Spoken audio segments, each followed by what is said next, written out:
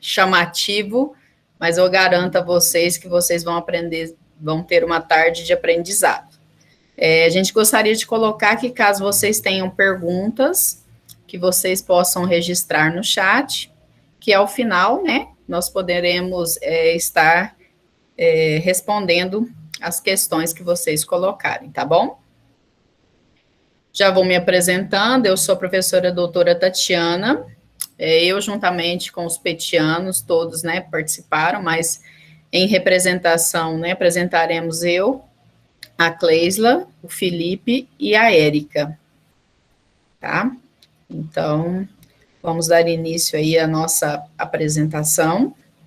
Gostaria, inicialmente, algo que é bem complexo, né, mas que a gente não cansa, né, de dizer, não estamos aqui sozinhos, a gente gostaria de pedir, caso quem queira abrir a câmera, né, se torna um momento, um compromisso, né, maior, firmado aí durante o aprendizado, tá? Então, quem se sentir aí à vontade, já fica o convite. Então, o nosso grupo PET Química, eu estou à frente, né, como tutora desde o ano de 2019.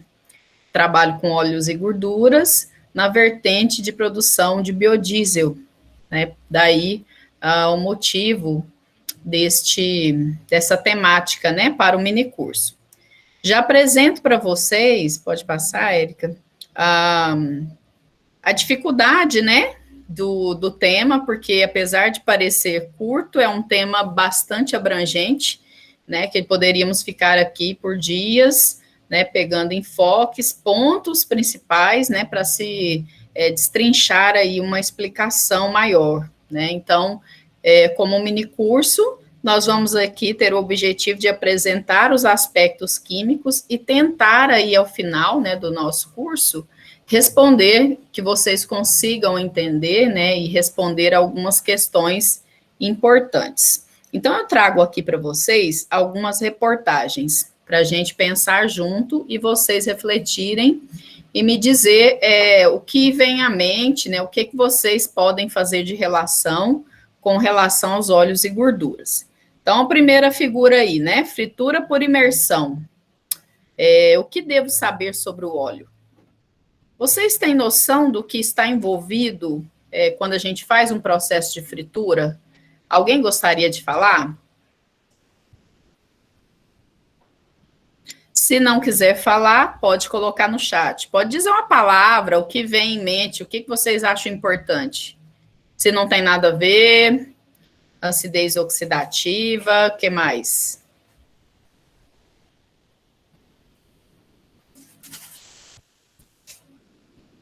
Aí vocês vão colocando, ó, vou passar para a segunda. SEMAS mostra ponto fixo de coleta de óleo de cozinha em Belém. Segundo aí, né, o lateral. O óleo de cozinha causa grande prejuízo ao meio ambiente. Então, nós temos aí duas situações, né, em que a gente necessita, a necessidade, né, para o consumo humano e o ponto relacionado aí à sustentabilidade, né, a questão do compromisso com o meio ambiente, que ao mesmo tempo que a gente necessita, a gente gera, né, partindo das propriedades aí dos lipídios, como resolver esses problemas? Vocês teriam alguma ideia agora?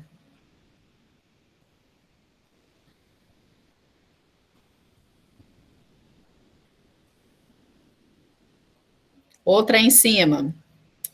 Sebo bovino é a segunda matéria-prima para a produção de biodiesel.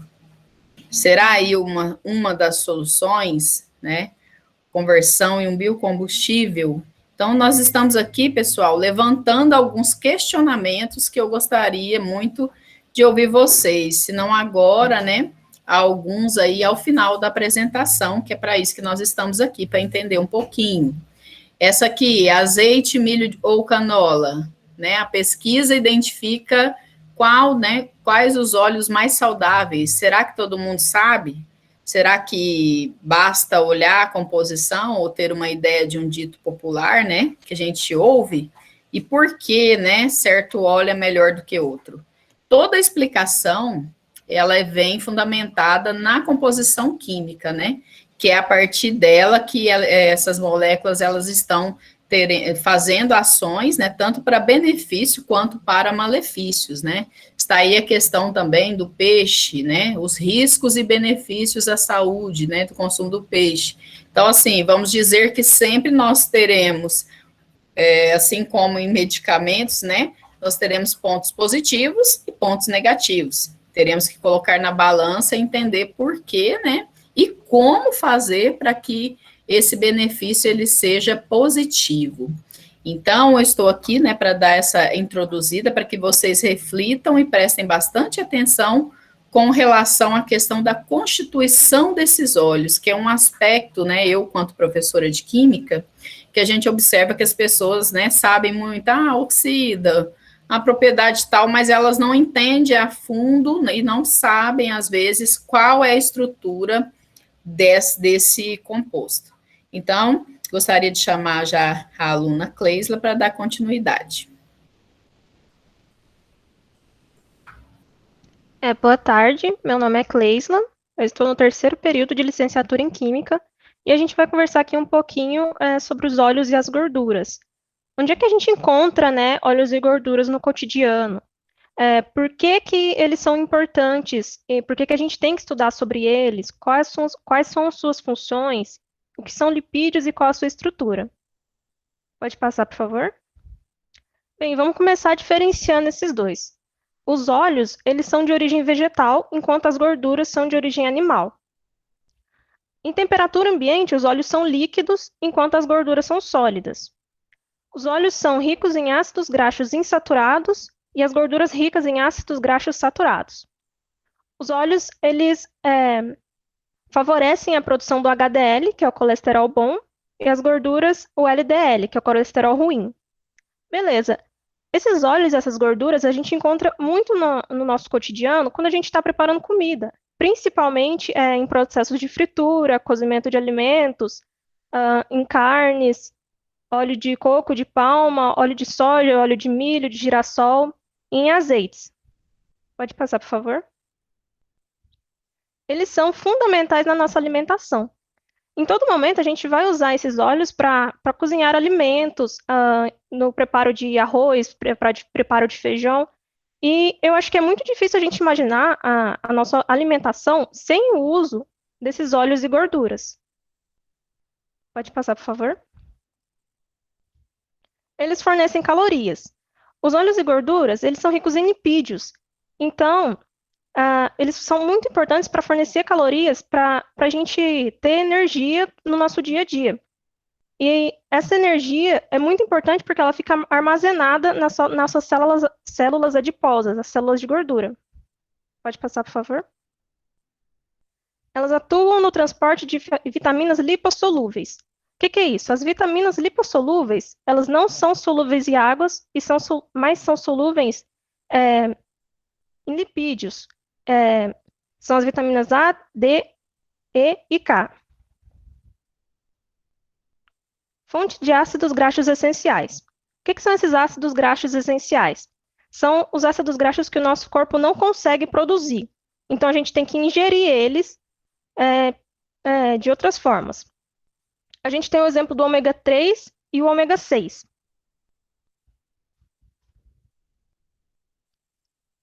Eles atuam no sabor e a palatabilidade dos alimentos. Se a gente não usasse os óleos e as gorduras para preparar os alimentos, seria muito mais complicado ingerir eles. Só que, apesar de todos esses benefícios, eles apresentam riscos à saúde. Como assim? À medida que a gente vai usando óleo para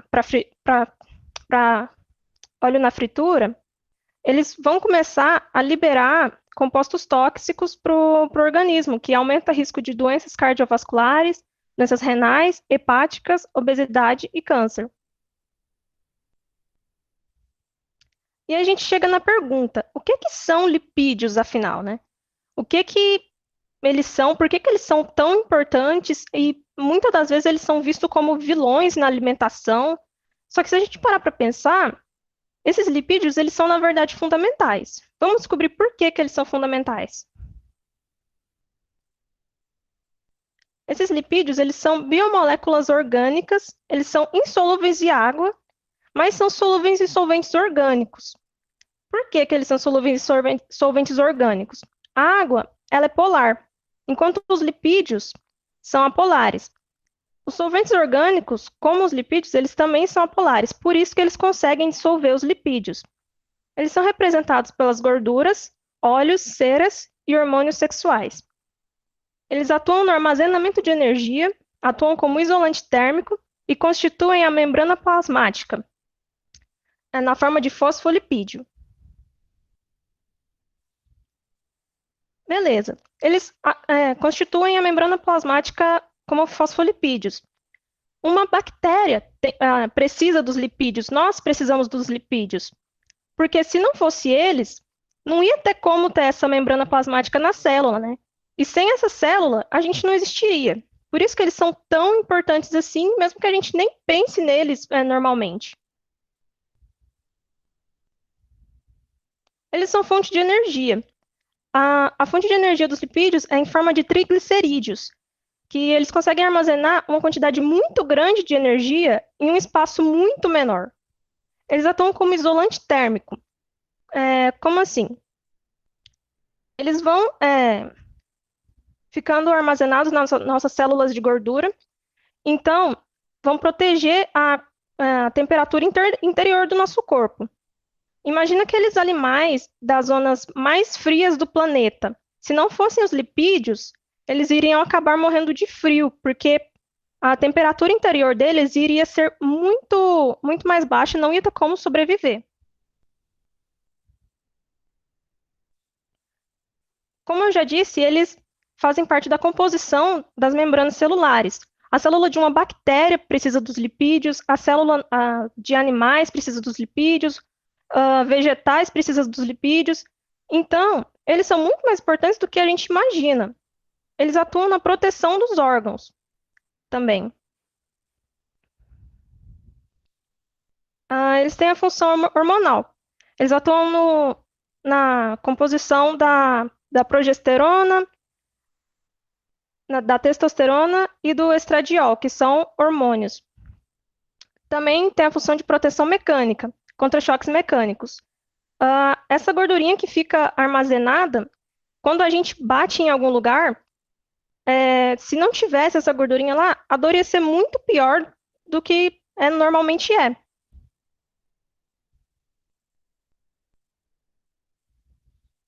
Armazenamento de energia em forma de triglicerídeos.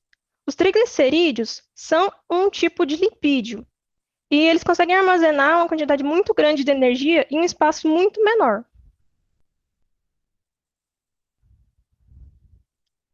Aqui, como eu disse, os triglicerídeos, eles fazem parte do grupo dos glicerídeos, que são um tipo de lipídio. Agora vamos ver a estrutura. Como é que é a cara desse lipídio, né? O lipídio ele é formado pela junção de ácidos graxos, álcool, que resulta na formação de lipídio e água. Nessa reação, a gente tem um ácido graxo com glicerol, que resulta num triglicerídeo mais a água.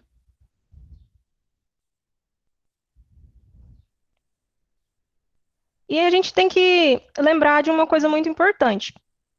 Os triglicerídeos, eles não são formados só por um tipo de ácido graxo. Eles são formados por vários tipos de ácidos graxos em concentrações diferentes.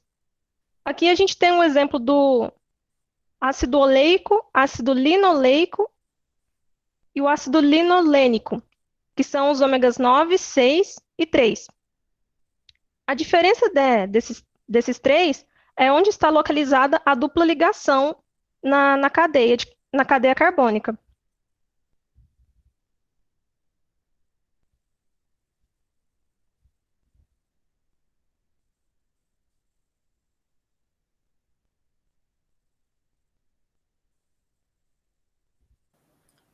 Boa tarde, eu me chamo Érica e eu vou apresentar para vocês as características dos ácidos graxos.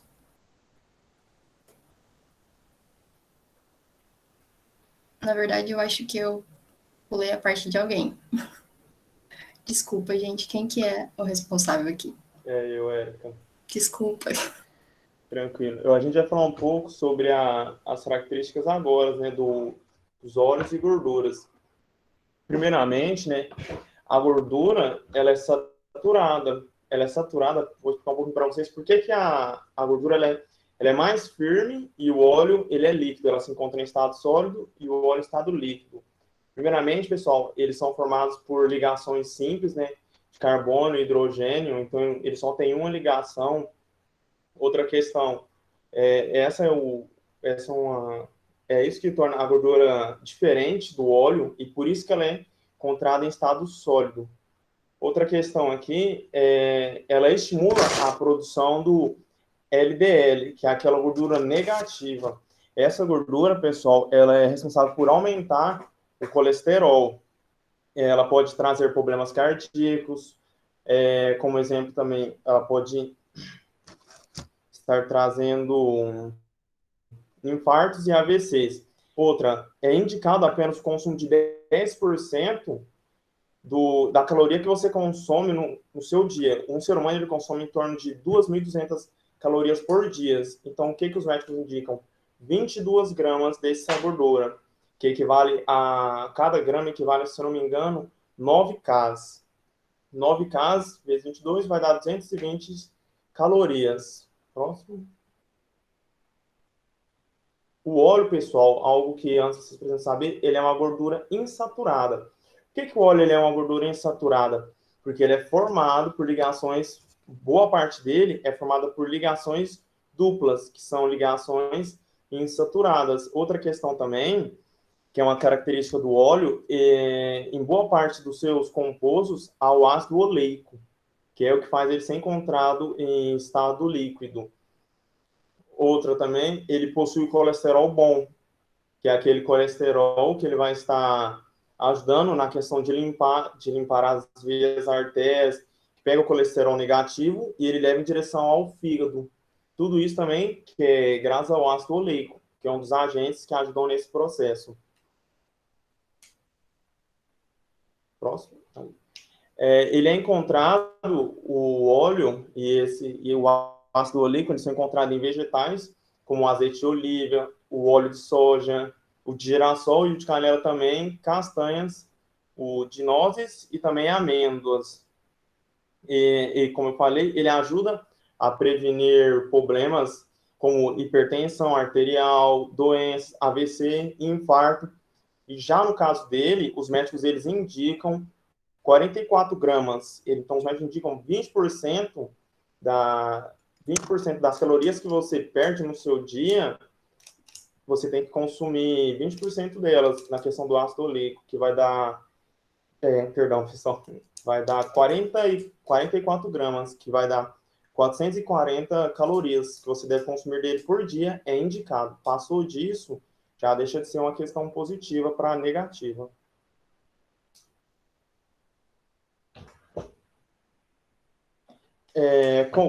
A Cleisra falou um pouco, mas só para a gente avisar, sem a gordura, pessoal, sem o lipídio, não existiria vida. Porque o lipídio, ele forma a membrana plasmática. O que a membrana plasmática faz? Ela decide o que sai e o que entra da célula e ela ainda protege a célula e evita que vírus ou coisas relacionadas entrem na célula. Então, sem o lipídio, pessoal, não existiria vida.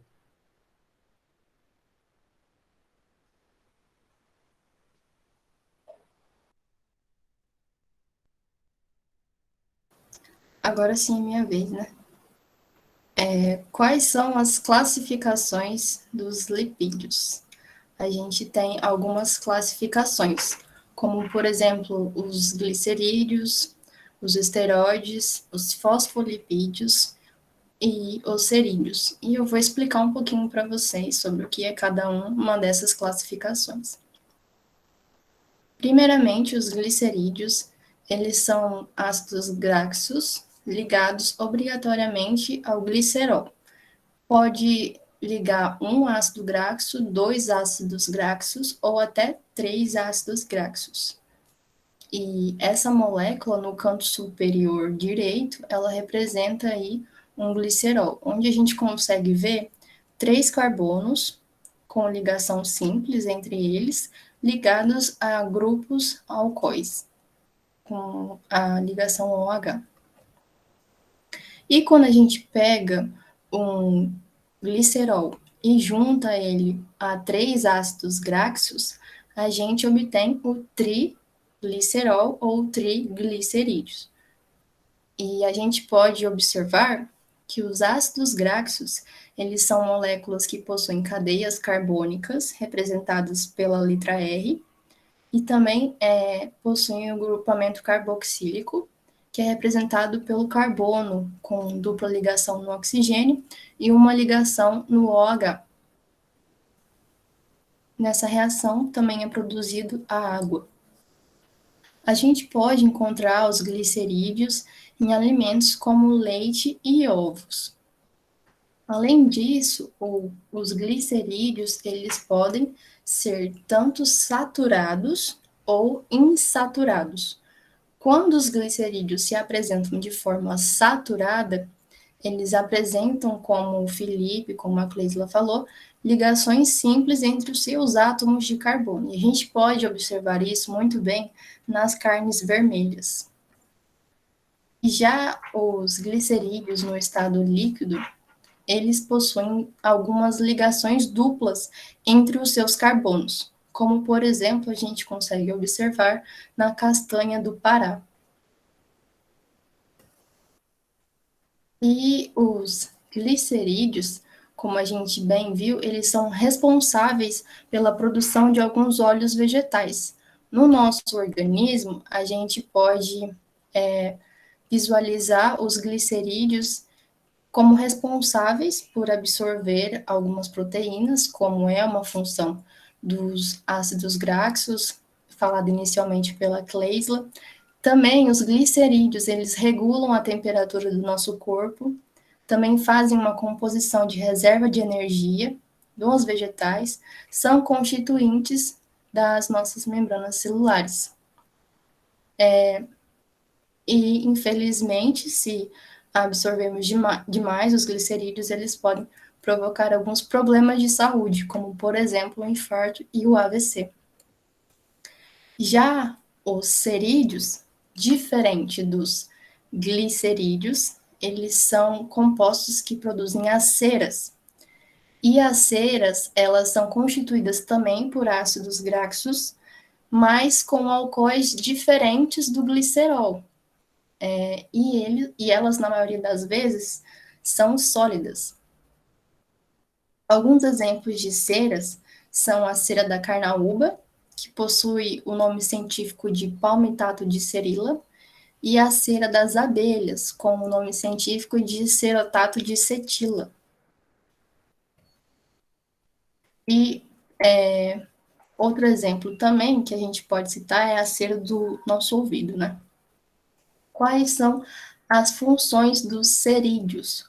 Os cerídeos, eles têm várias funções, mas a principal delas, em disparado, é garantir a impermeabilidade dos organismos, como, por exemplo, nas plantas, para evitar aí a evaporação excessiva, ou também na construção de colmeias de abelha, para impermeabilizar as colmeias. No nosso organismo, os cerídeos, como a cera do nosso ouvido, ela é usada também como uma proteção para agentes externos, para que não entrem no nosso ouvido. Então, resumindo o que eu já falei, foram algumas classificações. Os glicerídeos, que estão presentes principalmente no leite, em ovos, que também são constituintes das gorduras e óleos vegetais, e eu acabei de falar para vocês dos cerídeos, que constituem as ceras, estão na sua forma, maioria das vezes, sólida. Já os esteroides, eles possuem essa fórmula, contendo 4 anéis de carbono, totalizando aí 17 carbonos, eles obrigatoriamente têm que ter essa fórmula, e eles estão presentes nos nossos hormônios sexuais, no colesterol e na vitamina D. O nosso colesterol, o colesterol de baixa densidade, ele pode ser prejudicial se consumido em excesso, pode até entupir as paredes dos nossos vasos sanguíneos. E nos hormônios, a gente pode... O que são hormônios, né? Os hormônios são nada mais do que mensageiros no nosso organismo, que eles estimulam alguma reação biológica. E alguns exemplos de esteroides, de hormônios no nosso corpo, são o hormônio masculino e o hormônio feminino. O masculino é a testosterona e o estradinol, exemplo de esteroide, é o feminino. Então, até agora, eu falei da classificação de glicerídeos, que, novamente, são aquela classificação que é composta por glicerol, e que ela está presente nos ovos e no leite. Falei dos cerídeos, que constituem as ceras. Falei dos esteroides, que constituem o colesterol e o hormônio, os hormônios sexuais, na maioria das vezes. E agora eu vou falar dos fosfolipídios. Os fosfolipídios, eles são constituintes das nossas membranas celulares. E eles podem ser muito bem representados por essa figura em preto e branco, no qual a perninha do fosfolipídio, ela é constituída por uma cadeia carbônica, e por ela ser carbônica e possuir pouco diferencial de eletronegatividade, ela é uma cadeia apolar, e, portanto, ela é hidrofóbica. Mas aí, na continuação do ácido graxo, nós temos o glicerol, que ele é polar. Sendo polar, ele reage com outro composto polar, que é o fosfato, e também vai reagir com a água, externamente, essa membrana celular, porque ela também é polar. Então, a cabeça desse fosfolipídio, ela é polar e, portanto, hidrofílica. E as perninhas dele, constituídas de cadeias carbônicas, são hidrofóbicas, uma vez que elas são apolares. E a função dessa membrana celular, ela está principalmente ligada aí à proteção das organelas que constituem as nossas células. E isso faz com que só entre na célula o que a célula quer, né? Através da permeabilidade seletiva. Então, mais uma vez, nós falamos dos glicerídeos, dos cerídeos, dos esteroides e dos fosfolipídios, que são classificações dos ácidos graxos. Também existe um outro tipo de classificação, muito simples, muito fácil, não vou me delongar, que são classificados como lipídios complexos, lipídios simples e lipídios derivados. Os lipídios complexos, eles são aqueles que possuem mais do que os simples compostos nos ácidos graxos. O que são os simples compostos? São os átomos de oxigênio, carbono e hidrogênio. Se tiver mais do que esses, são os lipídios complexos. No caso, os fosfolipídios, eles têm o fósforo e por isso eles são lipídios complexos. Já os lipídios simples são aqueles que possuem apenas carbono, oxigênio e hidrogênio. E os lipídios derivados, eles vêm da hidrólise de outros lipídios. Vêm da hidrólise do lipídio simples ou do lipídio complexo.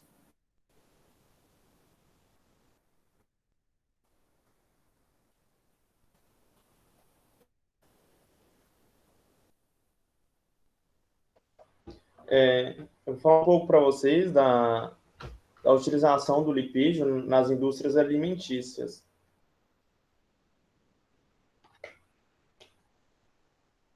Próximo, fazendo favor.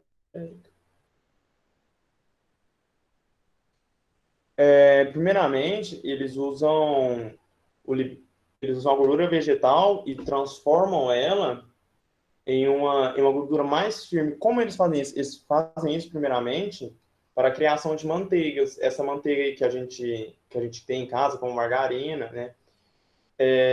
ela é uma gordura vegetal, ela é um óleo vegetal, e eles pegam esse óleo, eles passam ele por um processo de hidrogenização. O que é esse processo, Felipe? Esse processo eles pegam moléculas de hidrogênio e adicionam. Vocês lembram que lá no outro slide eu falei sobre a questão do óleo ele ser composto por maioria de ligações duplas, ligações insaturadas. O que eles fazem para poder diminuir essa questão de ligações duplas? Eles colocam moléculas de hidrogênio que vão estar diminuindo. Próximo, fazendo favor. No próximo slide aqui, ó, a gente vai estar vendo um pouco desse processo, como é que ele funciona. A questão das moléculas ali, ó. Ali você tem uma ligação dupla, uma ligação pi. E o que eles fazem? Eles adicionam uma ligação com 2 hidrogênios e adicionando esses 2 hidrogênios transforma tudo em simples. Por isso que a gordura, o óleo, ele vira aquela gordura mais firme. Porque você transforma aquela forma molecular insaturada em saturada. Você satura ela, onde ela se torna uma molécula mais firme. Ele também está sendo usado, os óleos e gorduras, na conservação de alimentos, em indústrias. O que eles fazem? Eles, em algumas empresas, eles passam a camada de gordura, dependendo do alimento, por cima, para poder diminuir a questão do contato dele com micro-organismos que podem estar causando a perda daquele alimento ou a degradação. Essa camada de óleo por cima, ela vai estar diminuindo a superfície de contato com aqueles micro-organismos, com aqueles agentes decompositores. Alguns aqui já devem ter visto na casa de avós, né, que geralmente o pessoal mais tradicional, eles fazem a conserva de alimentos em potinhos, onde eles colocam a gordura, colocam ovo ou salsicha, algum tipo de alimento, e colocam lá dentro para diminuir, para poder durar mais, para poder fazer a conservação do alimento. A indústria, ela faz um processo semelhante.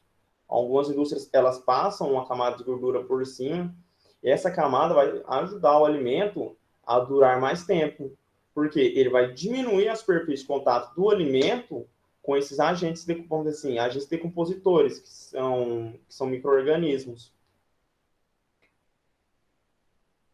Olá, eu sou a Michaele e eu vou estar apresentando para vocês o processo de fritura de óleos e gorduras. O aquecimento dos óleos e gorduras, como no processo de fritura, sobretudo na presença de oxigênio, também pode ocasionar alterações químicas que levarão a alterações físicas, como o aumento da viscosidade. As reações envolvidas nesse processo são caracterizadas pela formação de polímeros a partir dos ácidos graxos. Outra reação indesejável que ocorre quando o óleo é aquecido a altas temperaturas leva à formação de acroleína, um composto muito volátil de considerável toxicidade, que pode causar desde irritação nos olhos e mucosas até efeitos cancerígenos. Devido à alta volatilidade desse composto, as maiores quantidades de acroleína são encontradas na atmosfera sobre o óleo que está sendo usado na fritura. Existem 2 tipos de fritura de imersão, a contínua e a descontínua. Na primeira, o alimento é frito em uma só etapa, em que o óleo é continuamente aquecido, sendo normalmente utilizada pelo mercado industrial, onde são produzidos skinnies, salgadinhos industriais, massas fritas, pré-fritura e também fritura de batatas. Na fritura descontínua, o óleo ou gordura são aquecidos repetidas vezes, ou seja, são aquecidos para uma refeição, são resfriados e reaquecidos posteriormente, para o preparo da refeição seguinte. Acontece principalmente no processo caseiro e no mercado institucional, redes de fast food, restaurantes, lanchonetes, cantinas escolares e pastelarias. No processo de fritura contínua, acontece a reação de hidrólise, com a formação de ácidos graxos livres que alteram as características sensoriais do produto e diminuem o ponto de fumaça de óleo ou da gordura da fritura. No processo de fritura descontínua, ocorrem as reações de oxidação, hidrólise e polimerização, produzindo moléculas complexas e compostos voláteis, como a acroleína. esta responsável por um aroma desagradável no ambiente. Nesse estágio, há um aumento no ponto da fumaça. Além do ponto da fumaça, ocorrem também outras mudanças físicas, como formação de espuma, aumento da viscosidade e escurecimento. A formação de espuma e o aumento da viscosidade estão relacionados com a presença de compostos resultantes da oxidação do óleo ou da gordura. E o escurecimento é atribuído à presença de compostos não polares, provenientes dos alimentos que serão solubilizados no meio da fritura. As mudanças químicas que ocorrem podem ser resumidas em dois tipos de reações: hidrólise e autooxidação. As reações hidrolíticas são catalisadas pela ação do calor e umidade, com formação de ácidos graxos livres, monoácido, glicerol e dialiglicerol. À medida que se aumenta o uso do óleo na fritura, as reações de oxidação se intensificam e há produção de moléculas complexas e compostos voláteis que liberam aroma desagradável. Nesse ponto, a fritura produz muita fumaça e, consequentemente, o alimento tem sua vida de prateleira diminuída, apresentando aroma, sabor e aparência desagradáveis, podendo apresentar excesso de óleo absorvido e o centro do alimento não completamente cozidos.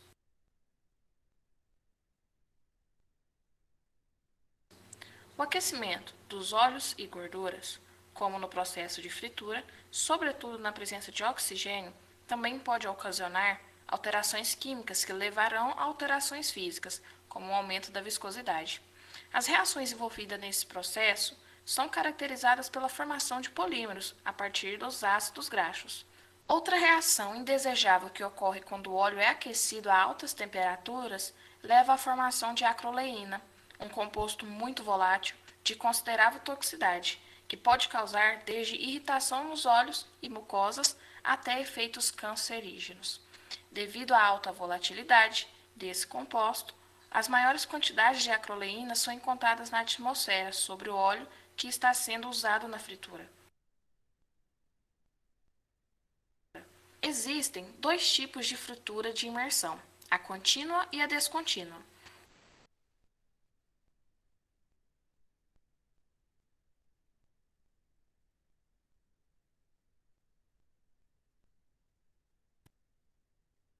Na fritura descontínua, o óleo ou gordura são aquecidos repetidas vezes, ou seja, são aquecidos para uma refeição, são resfriados e reaquecidos posteriormente, para o preparo da refeição seguinte. Acontece principalmente no processo caseiro e no mercado institucional, redes de fast food, restaurantes, lanchonetes, cantinas escolares e pastelarias. No processo de fritura contínua, acontece a reação de hidrólise, com a formação de ácidos graxos livres que alteram as características sensoriais do produto e diminuem o ponto de fumaça de óleo ou da gordura da fritura. No processo de fritura descontínua, ocorrem as reações de oxidação, hidrólise e polimerização, produzindo moléculas complexas e compostos voláteis, como a acroleína. Esta responsável por um aroma desagradável no ambiente. Nesse estágio, há um aumento no ponto da fumaça. Além do ponto da fumaça, ocorrem também outras mudanças físicas, como formação de espuma, aumento da viscosidade e escurecimento.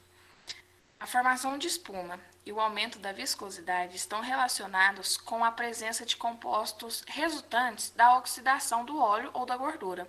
E o escurecimento é atribuído à presença de compostos não polares, provenientes dos alimentos que serão solubilizados no meio da fritura. As mudanças químicas que ocorrem podem ser resumidas em dois tipos de reações: hidrólise e autooxidação. As reações hidrolíticas são catalisadas pela ação do calor e umidade, com formação de ácidos graxos livres, monoácido, glicerol e dialiglicerol. À medida que se aumenta o uso do óleo na fritura, as reações de oxidação se intensificam e há produção de moléculas complexas e compostos voláteis que liberam um aroma desagradável. Nesse ponto, a fritura produz muita fumaça e, consequentemente, o alimento tem sua vida de prateleira diminuída, apresentando aroma, sabor e aparência desagradáveis, podendo apresentar excesso de óleo absorvido e o centro do alimento não completamente cozidos.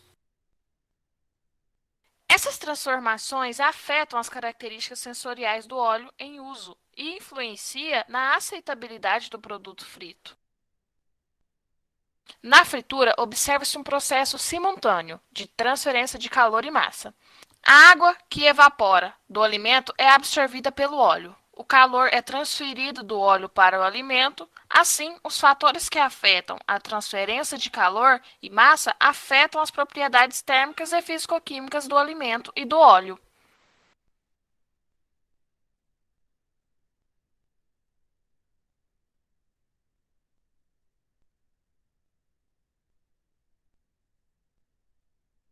O processo de fritura é realizado em recipientes abertos, em contato direto com o ar, a temperatura elevada de 180 a 200 graus, informe técnico número 11, no Brasil.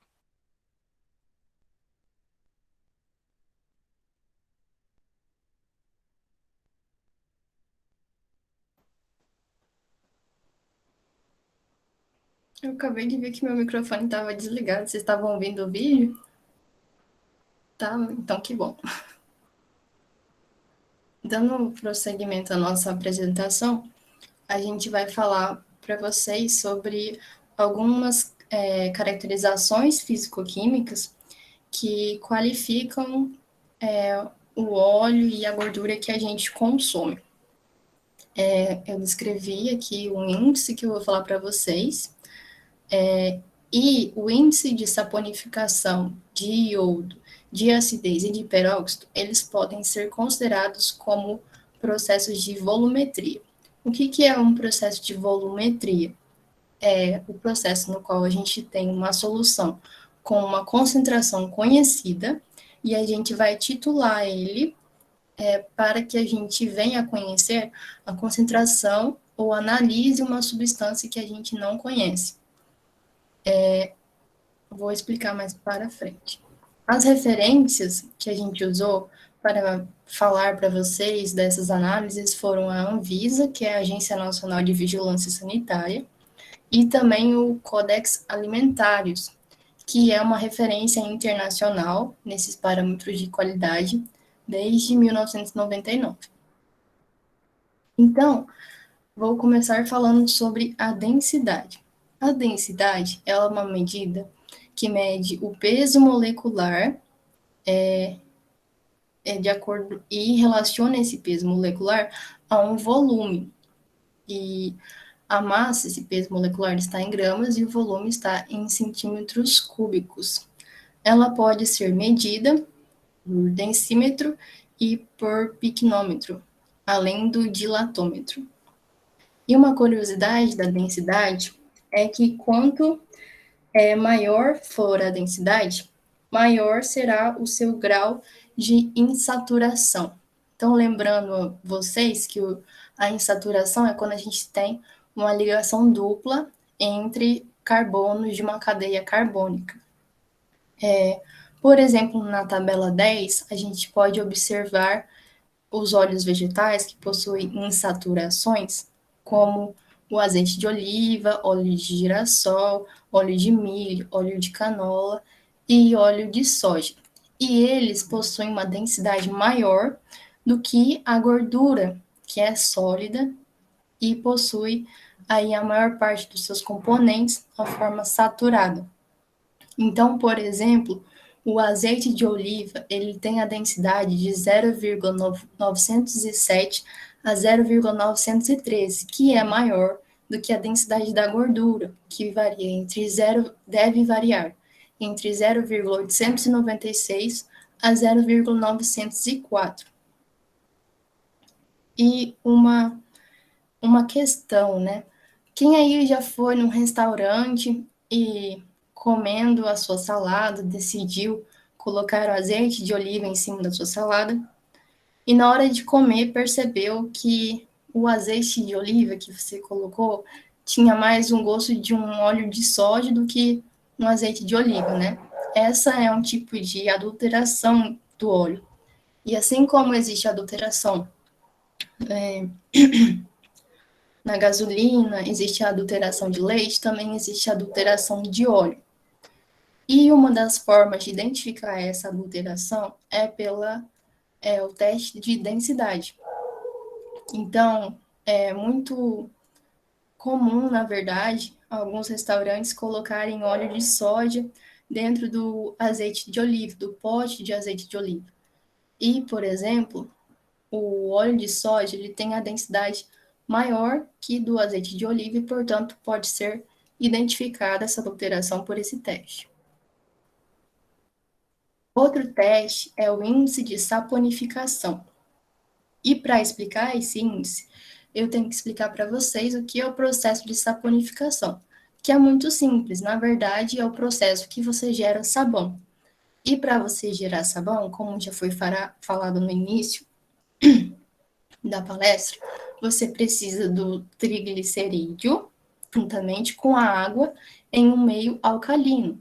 Não sei se vocês já viram alguém da sua casa fabricando sabão, mas é preciso que se misture alguma gordura com o hidróxido de sódio ou de potássio, juntamente com um pouco de água. E esse é o processo de saponificação.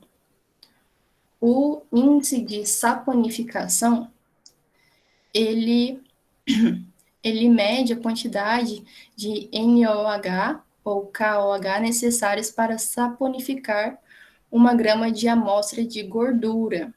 E ele quer descobrir se existem moléculas de peso molecular maior ou peso molecular menor. Lembrando que as moléculas de ácido graxo, elas têm um peso molecular maior, porque a cadeia carbônica delas é grande. Já, por exemplo, a parafina, que a gente utiliza na vela, e o óleo mineral, também líquido, também conhecido como vaselina, possuem cadeias carbônicas pequenas, e por isso eles possuem um baixo peso molecular.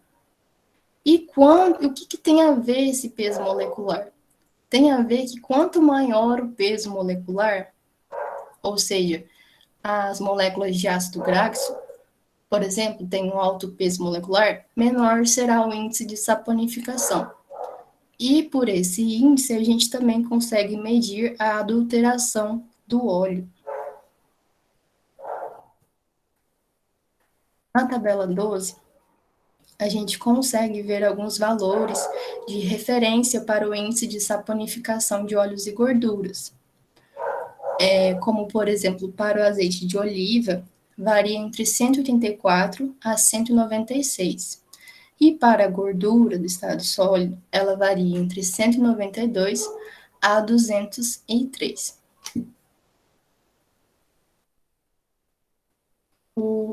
Temos também outra caracterização, que é o índice de iodo.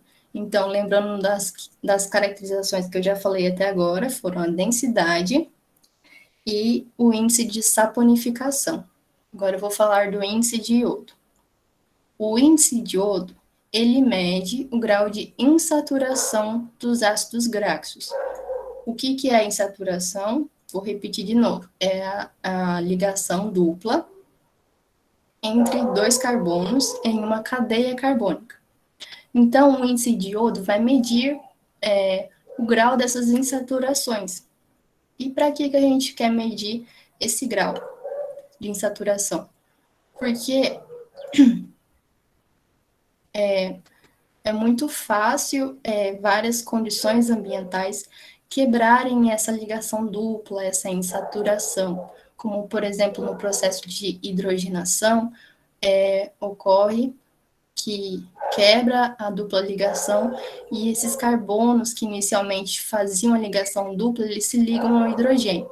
Também pode acontecer a oxidação, que em vez de se ligar aos hidrogênios, vai se ligar ao oxigênio, provocando aí, por exemplo, a rancidez oxidativa. E entre vários outros compostos que podem se ligar nessas insaturações. Então, O índice de iodo é importante para descobrir assim, a suscetibilidade dessa molécula de ácido graxo em se tornar suscetível. Quanto maior o grau dessas insaturações, maior será a capacidade de absorver iodo e maior será o índice de iodo, conforme a reação de baixo, que é a iodificação, no qual o iodo vai quebrar ali as ligações duplas entre os carbonos, vai se ligar a esses carbonos.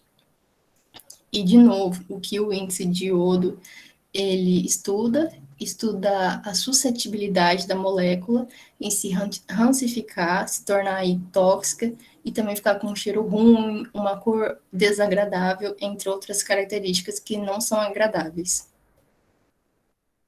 Na tabela 14, a gente consegue observar alguns valores de referência para o índice de iodo de óleos e gorduras, sendo, por exemplo, para o azeite de oliva, que ele deve estar entre 75 e 94, e para gorduras sólidas entre 55 e 65. O índice de iodo, ele, além de estudar a suscetibilidade da molécula para se rancificar e degradar, ele também pode identificar a adulteração de óleos e gorduras e controlar o processo de hidrogenação. Então, recapitulando, falei para vocês da densidade, falei sobre o índice de saponificação e falei sobre o índice de iodo. E agora eu vou falar sobre o índice de acidez. O índice de acidez, ele mede a quantidade de ácidos graxos livres dentro de um óleo ou de uma gordura. E qual é a diferença do ácido graxo para o ácido graxo livre? A diferença é que o ácido graxo livre está livre. Ele está livre no nosso organismo. E ele é formado quando uma molécula grande de ácido graxo, ela se quebra por alguns processos degradativos do ambiente. Como, por exemplo, o ar, que provoca a oxidação, a umidade, a ação de bactérias, temperatura excessiva, entre outros fatores. E quando esse ácido graxo quebra, a sua parte principal, ela é liberada. No nosso organismo existem vários ácidos graxos, que se encontram principalmente nos nossos músculos, mas eles estão em menor quantidade do que os ácidos graxos. Alguns ácidos graxos livres, que eu posso exemplificar para vocês, são o ácido palmídico, como demonstrado na imagem, e o ácido esteárico. E, diferente do índice de iodo, que mede a suscetibilidade de se rancificar, o índice de acidez mede a degradabilidade dessas moléculas de óleos e gorduras. Já mede a degradabilidade. A tabela 15, ela mostra para a gente alguns valores de referência para o grau de acidez de óleos e gorduras, sendo que para o azeite de oliva, que é um óleo vegetal, ele deve ser menor que 1, e para a gordura sólida, ele deve ser menor que 0,65.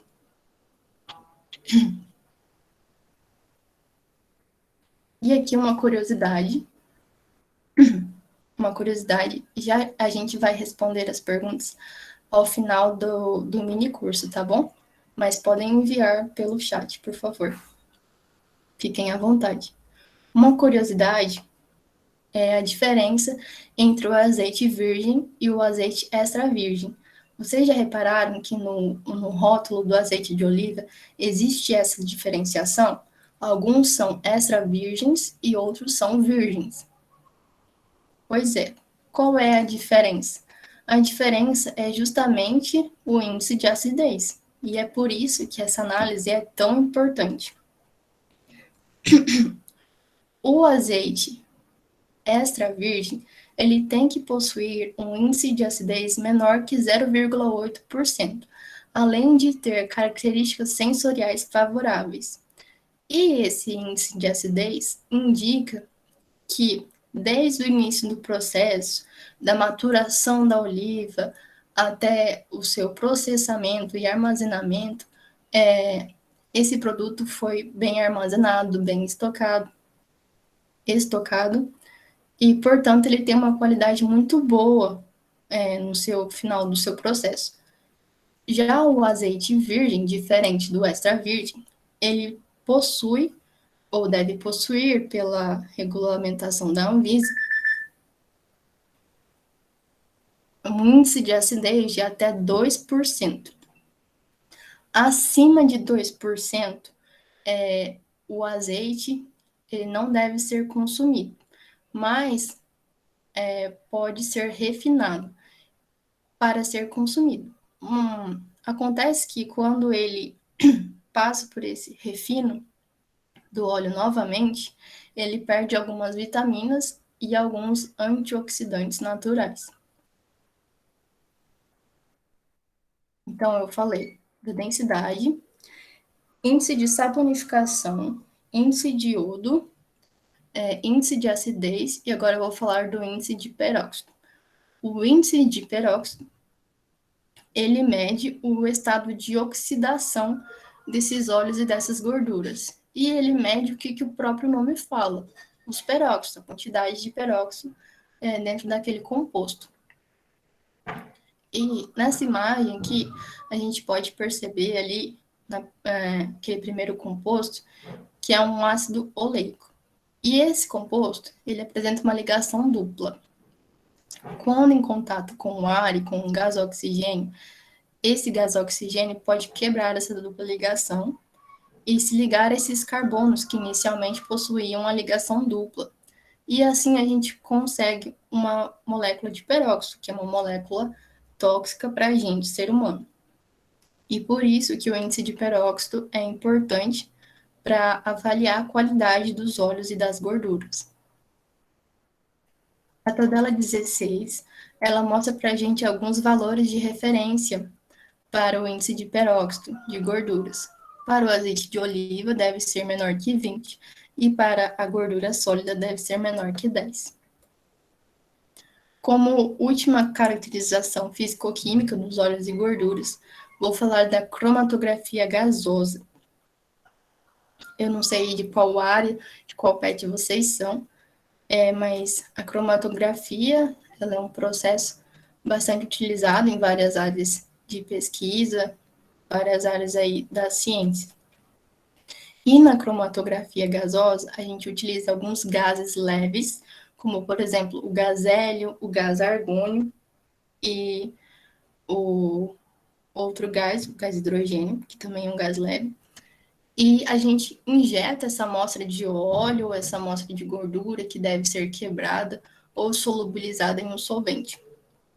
Esse gás, ao passar pela amostra, ele arrasta ela e acontece o processo que a gente chama de elução, ou seja, esse gás, ele separa os compostos dessa amostra de óleo ou gordura e revela os componentes dessa amostra para o computador.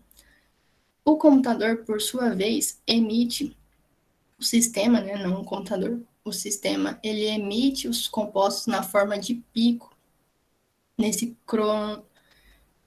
cromatograma. Quer dizer, quanto maior o pico, maior será a concentração desse composto na amostra. E, através da cromatografia gasosa, a gente já tem uma avaliação completa de todos os componentes de óleos e gorduras. Aqui estão os picos da cromatografia gasosa. Licença.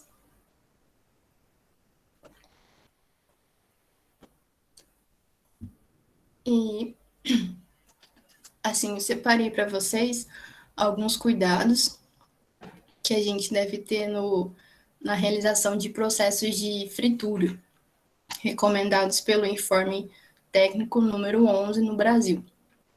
Como, por exemplo, não ultrapassar a temperatura de 180 graus no processo de fritura. Dar preferência pela fritura contínua, ao invés da descontínua. Tampar a frigideira, para que não ocorra interação entre o óleo com o ar.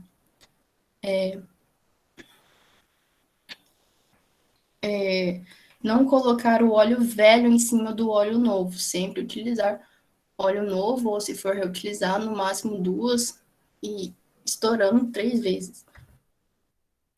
Em intervalos de uso, o óleo deve ser armazenado em recipientes tampados e protegidos da luz, para evitar o contato com os principais catalisadores que provocam oxidação, como o oxigênio e a luz. E o óleo, após ser usado, ele deve ser filtrado, para que não ocorram reações químicas entre as impurezas e o óleo residual. Também, se observar o escurecimento do óleo, formação de espuma ou fumaça, você deve descartá-lo. E as frigideiras, fritadeiras e tachos devem possuir os cantos arredondados, para que não ocorra o acúmulo de resíduos ou sujidades que possam fazer reações químicas com os óleos e gorduras. As frigideiras, fritadeiras e tachos, elas também devem ser de materiais inertes, para que não ocorram essas reações químicas. E o óleo nunca deve ser descartado na rede pública de esgoto, porque uma gota de óleo contamina 20 litros de água. Não façam isso. Aqui em casa a gente descarta o óleo ali no quintal, na terra, longe, por exemplo, da captura de água potável para beber.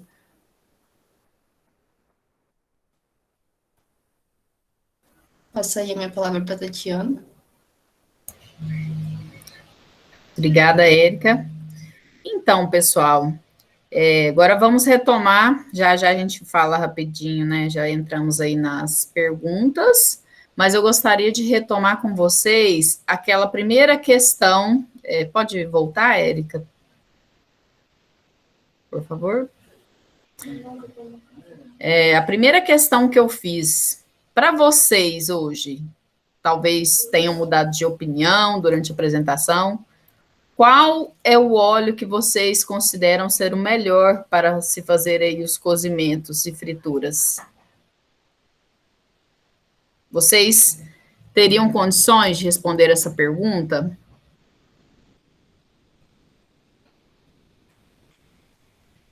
Alguém gostaria de falar?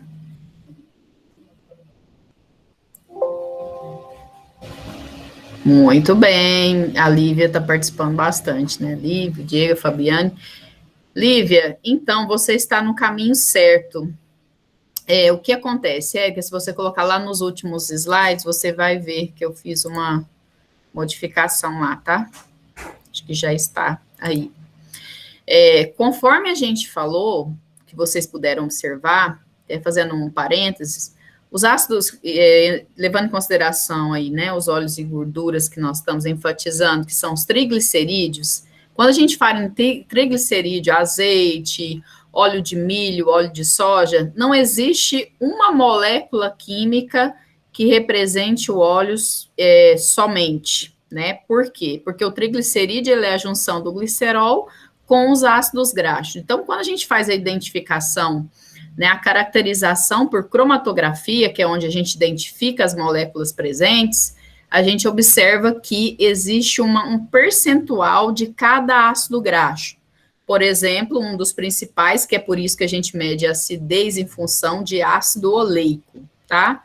Então, alguns óleos, eles têm sua estrutura, né, principalmente os óleos vegetais, eles têm compostos insaturados, ácidos graxos insaturados e poliinsaturados. O que é isso?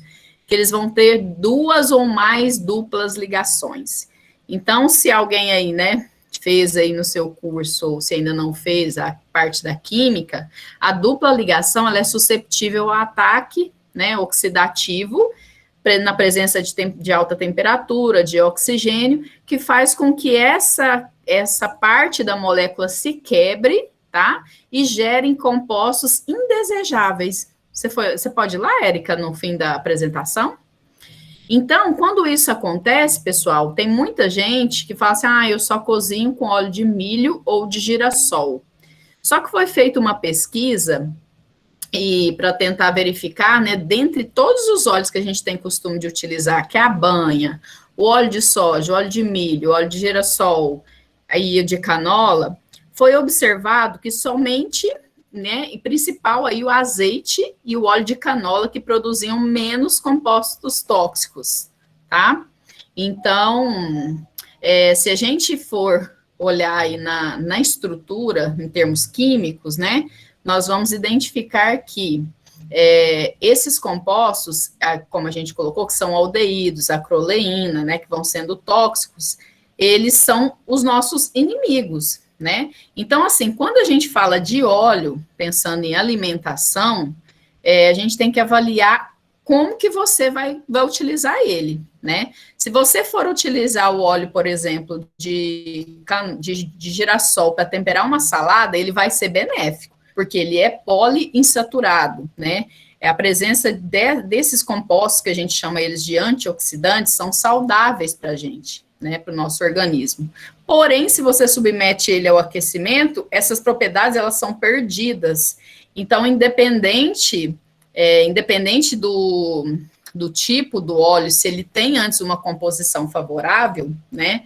Até estou vendo aqui o comentário do Diego, vou até aproveitar aqui o parênteses para responder a pergunta dele, né? Que ele coloca: o tipo de óleo consumido pode favorecer o aparecimento de câncer? Sim, porque os óleos, eles vão se oxidar, né? E vão gerar essas moléculas tóxicas que elas vão chegando em determinado grau de oxidação, que elas podem vir a causar o câncer.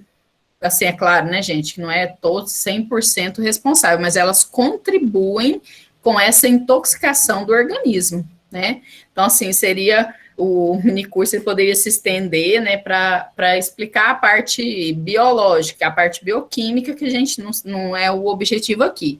Mas os estudos apontam que mesmo o azeite, perdendo as suas propriedades ao ser aquecido, ele ainda é o mais recomendado, né? Porque ele tem 70% dos seus lipídios monoinsaturados, que são benéficos, porém eles não causam, não geram um grande percentual de compostos tóxicos. Ele juntamente com o óleo de canola, tá, gente? Agora, os outros são saudáveis? São, mas se tiver que aquecer, crescimento abaixo de 180 graus, para não formar essas substâncias indesejáveis, tá? Então, assim, como eu digo, depende muito do referencial, de como que você vai utilizá-los, né? Assim como as propriedades químicas, elas vão né, se modificando, e as aplicações e os objetivos, né, desse óleo, eles vão mudando, né?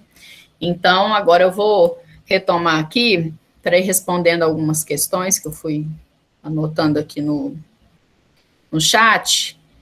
A Lívia perguntou: o que são gorduras modificadas, né? O que são gorduras modificadas?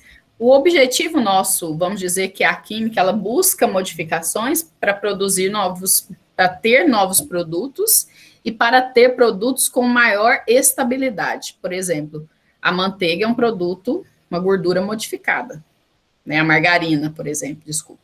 Porque ela é o quê? Hidrogenada, né? Vem de um produto, de uma gordura hidrogenada, que aí gera uma série de compostos. Aí vem a questão das gorduras trans, né? Que são geradas nesse processo, que são moléculas que contribuem também, né? Para essa questão aí da toxicidade relacionada ao câncer, tá? Já tem estudos, né? Fazendo esses indicativos. Outra modificação, quando você pega o óleo composto, porque, por exemplo, o azeite, ele tem uma estabilidade menor. Então, se você adiciona outro óleo nele, é uma gordura modificada, que a indústria está buscando o quê? Modificar primeiro, pode ser para reduzir valor e para melhorar a performance, que é justamente essa degradação do óleo, né? Que para os alimentos também geram propriedades como sabor, cheiro, muito diferenciados, né? Quem aí é do curso de alimentos sabe bem que dependendo do óleo que você usa, o sabor e o cheiro é outro, né? Então, isso modifica totalmente. Uma outra pergunta. Em relação às análises em óleos e gorduras vegetais, a indústria aplica a extração desses lipídios a partir de extração com solventes, considerados verdes a frio. Então, vai depender, né? Então, vamos pensar que o tipo da extração, ele vai depender da aplicação. Por exemplo, hoje, os estudos para extração do ômega 3, porque o que é o ômega 3, gente? Vocês puderam entender, eu espero que sim, ao final dessa apresentação, que o ômega 3, ele é um triglicerídeo, tá? Ele é um glicerídeo, né, a classificação dele, e o que tem na sua estrutura, ele tem duas duplas ligações posicionadas em regiões, né, não vou dizer simétricas, mas que proporcionam, que conferem uma estabilidade a esse composto, tá? E fazem dele, a gente tem vários estudos, coadjuvantes, né, no processo de tratamentos, não só ele, né, porque quando a gente fala, já aproveitando, eu vi que pegou uma pergunta nesse sentido, já aproveitando o gancho, quando a gente tem produtos de origem vegetal, eles trazem consigo os antioxidantes naturais, né? Então, a indústria ela pode fazer adições dos sintéticos, porém, esses óleos, eles já vêm com esses compostos em si, né? Principalmente os verdes. Então, assim, não é recomendável aquecimento, né? Então, não é recomendável também a utilização de solventes. Hoje em dia, os processos químicos, eles buscam, assim, desenvolver metodologias para mexer com pressão, com esmagamento, né, na tentativa de tentar substituir esses processos e não utilizar o aquecimento, porque esse tipo de óleo, se você aquece, a gente está acabando de aprender, que você perde as propriedades benéficas deles, né? Então, aí, teoricamente, você acha que está consumindo algo saudável, e esse algo saudável, ele já foi perdido, né, aí atrás. Dando continuidade, qualquer coisa, se vocês não tiverem ficado satisfeitos com as respostas, vocês podem colocar aí, por favor. O Diego colocou, por que os antioxidantes, são adicionados logo após, né, o final do processo de refino, justamente para que eles não sejam degradados, porque vamos dizer que os antioxidantes são as moléculas de sacrifício, né? Então, as moléculas de sacrifício, elas sofrem a oxidação para que o outro não se oxide. Então, se você adicionar ele antes, teoricamente, né, ele vai perdendo essas propriedades no decorrer do processo. Meninos, se vocês quiserem falar alguma coisa também, pode colocar, tá? A Lívia, muito bem, Lívia, você está utilizando azeite, está no caminho certo. Claro, gente, que tudo que a gente avalia que é bom para a saúde, a gente pensa, mas é caro. Por que é caro, né? Porque ele demanda todo um cuidado e todo um processo industrial, né? E, vamos dizer, um cuidado que faz com que ele seja caro. Mas que, realmente, o que nós temos que entender é o seguinte, né? Que a gente precisa dos óleos e gorduras? Precisamos. Então, nós precisamos, e claro que ele vai fazer bem ou mal, dependendo da concentração que você ingere, da quantidade que você ingere, mas que são, como a gente acabou de ver, são compostos que são necessários para o nosso organismo, né? Então, por isso que a gente tem que saber escolher e utilizar. Brenda Garcini. Então, é correto supor que os óleos finos, menos viscosos, não devem ser expostos à elevação da temperatura? Então, o que acontece com a viscosidade é que à medida que o produto ele vai se oxidando, a viscosidade vai aumentando, né? Então, assim, eu diria que, mesmo que se a gente comparar o óleo de soja, né, com a banha, por exemplo, o pessoal hoje voltou muito a utilizar, né, ainda assim, devido a condições estruturais, o óleo de soja, quimicamente falando, ele ainda gera uma maior quantidade de produtos tóxicos se comparado à banha, né? Então, assim, não dá para a gente fazer uma correlação direta, né? Assim, porque os óleos grossos também, né? Quando a gente vai pensar em outros tipos de óleos, se eles forem sendo aquecidos, eles também vão se degradar, né? Então, não há uma correlação direta. O ideal é que não seja atingida aí temperaturas superiores a 180 graus. Fabiane, em relação às técnicas por cromatogramas, como analisar os ácidos graxos idílicos, né, até me perdi aqui, responsáveis pelos efeitos biológicos tóxicos? Então, na técnica cromatográfica, ela é feita por comparação de padrão, né? Então, para se fazer essa análise, a gente teria que ter um padrão similar a esse composto para fazer a análise. Acho que seria essa a sua pergunta, né? Assim como a gente utiliza a cromatografia, né, para fazer a análise dos outros perfis, a gente precisaria de um padrão para fazer essa análise.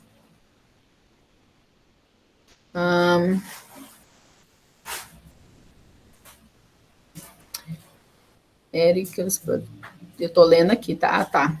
Pediu para colocar a capa. Então, gente, no mais, o que precisa ficar para nós, né, com esse mini curso, eu espero que fique, é que a gente precisa entender que, independente se algo, isso para qualquer estrutura, né, que tenha efeitos aí, né, antioxidantes, o aquecimento é o inimigo fundamental, né? Então, se você aquece, você degrada, né? E outra questão importante que a gente gostaria de deixar é com relação à responsabilidade, né, ambiental desses processos, uma vez que são moléculas que vão para o meio ambiente e causam impacto. Então, hoje também as indústrias já estão se preocupando com esses resíduos, como de sebo, de resíduos de gordura de frango, seja do óleo de soja de fritura. Então, a gente gostaria também de deixar para vocês que procurem, né, armazenar, juntar esse óleo e procurar aí nas suas cidades algum local, ponto de coleta, para estar fazendo o destinamento correto, né, desse material. Lívia, se você me permite, nós fizemos também eu vi que vocês colocaram o formulário de frequência, mas a gente gostaria de compartilhar também um formulário referente à nossa temática, se você assim permitir, para que os meninos possam responder, mesmo que eles não consigam agora, mas que possam fazer depois. Para nós é muito importante o feedback de vocês. Meninos, vocês gostariam de falar alguma coisa?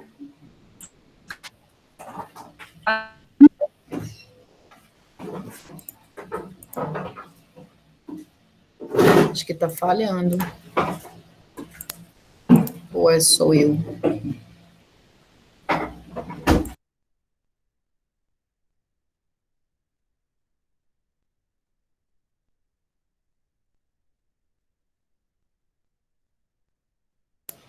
Travou aí? É a Lívia ou sou eu que travei, gente? Nem sei. Aqui não travou, não. Aqui também tá normal, pode mandar assim, sem problemas.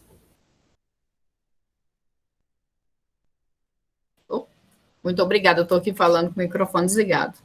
Então, pessoal, creio que assim, né, a gente conseguiu cumprir a missão principal. É claro que esse assunto, ele se desmembra, pode se desmembrar em vários outros, e esse momento, né, a distância, ele é um momento, assim, de afastamento, ao mesmo tempo de proximidade, né, que com certeza, se a gente tivesse um momento presencial, a gente faria as análises, né, a gente estaria discutindo isso de uma forma muito mais prazerosa. Mas, de qualquer forma, estamos aqui para disseminar a ciência, né, e a gente agradece aí a oportunidade da participação. Bom, professora Tatiana, eu queria agradecer muito o seu grupo PET. Desculpa, gente. Foi muito importante, foi muito bom esses ensinamentos de vocês, principalmente aqui na nossa área de alimentos, né? Nós vamos aproveitar muito. Foi muito gratificante a presença de vocês. Eu queria agradecer a professora Tatiana, a Cleisla, a Érica, tinha mais o Felipe e tinha mais alguém, né? Que eu não me lembro o nome, perdão. É a Michaele, que ela participou de forma que ela trabalha nesse momento, mas ela participou, né, que ela falou aí nos slides, a Michaele. A Michaele, então. Isso. Muito obrigada a participação de todos vocês. E nós estamos encerrando agora o nosso webinar. Eu gostaria de agradecer a todo mundo que se inscreveu. E eu espero que a gente tenha atendido às expectativas de todos. Não se esqueçam de responder o formulário de presença. Nosso certificado vai ser enviado em até 7 dias. E respondam também, gente, o formulário que a Fabiane mandou, né, de feedback da oficina deles. E é isso, gente. Muito obrigada mesmo por participar do nosso webinar. Obrigada.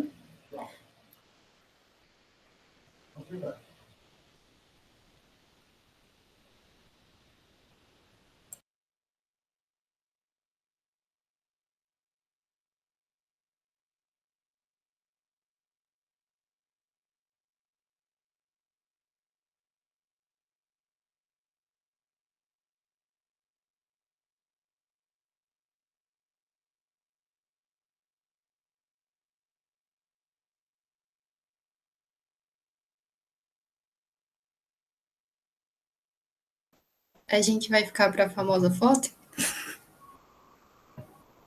A gente já tirou um print com todo mundo. Ah, já tirou? Ah, então tá bom. Muito obrigada, gente. Até mais. Até,